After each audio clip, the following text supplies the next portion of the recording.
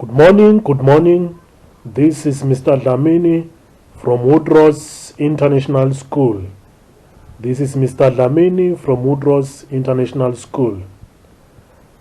I will be teaching you on the subject Accounting, Grade 8, Grade 9, and Grade 10.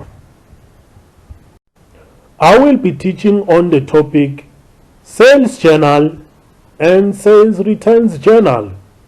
Sales Journal and Sales Returns Journal. I'll be covering the conceptual framework of this topic. The conceptual framework is the theory that must be understood before we can apply the practical aspect. This topic is derived from Chapter 7 of our Cambridge textbooks. Now, let us reflect what we learned from our previous units. We know that in our previous units, we learned that the books of prime entry are the cash book, are the petty cash book, are the sales journal, are the sales returns journal, are the purchases journal, are the purchases returns journal, are the general journal. We've covered the cash book. Now we are looking at the sales journal.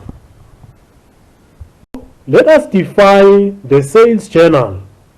Let us define the sales journal. The sales journal is a list of names of the business to which credit sales were made, the value of sales, and the dates on which the sales were made. The sales journal is sometimes referred to as the sales book or the sales day book.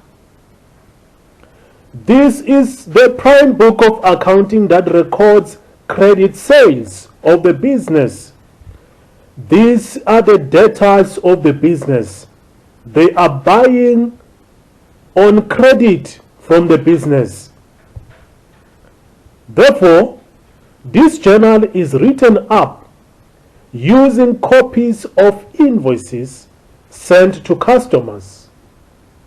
Meaning, before we record to the sales journal, we have to issue out an invoice to that customer. Then the invoice is taken to the sales journal to imply that the customer bought goods on credit the business.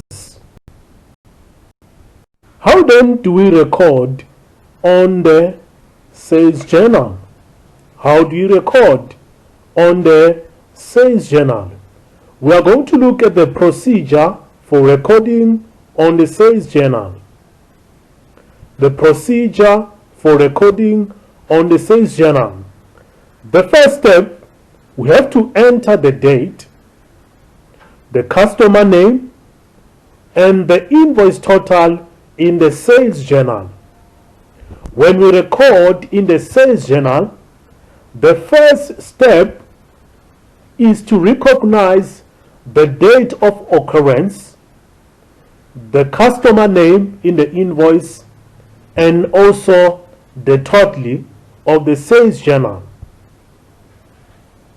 Step 2, we have to debit the customer's account in the sales ledger with invoice total.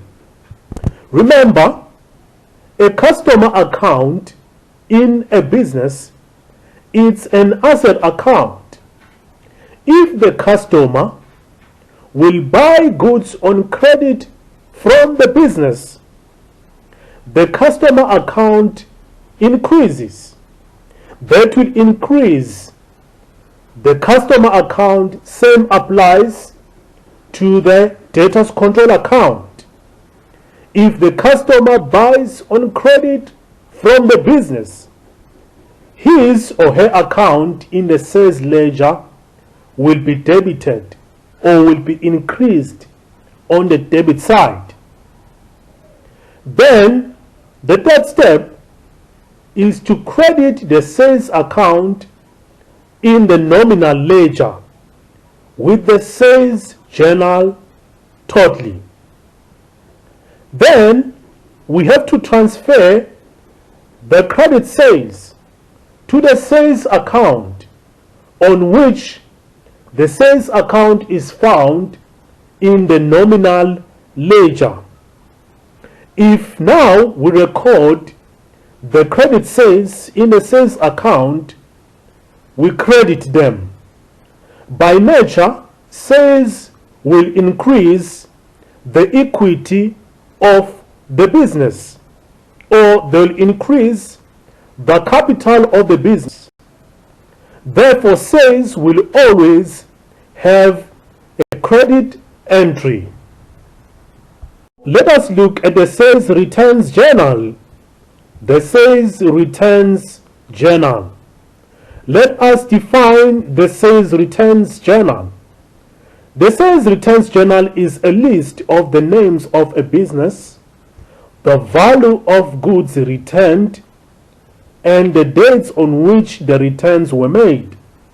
The sales returns journal is also known as the sales returns book or the sales returns inwards journal. The source document used for sales returns journal is the credit note.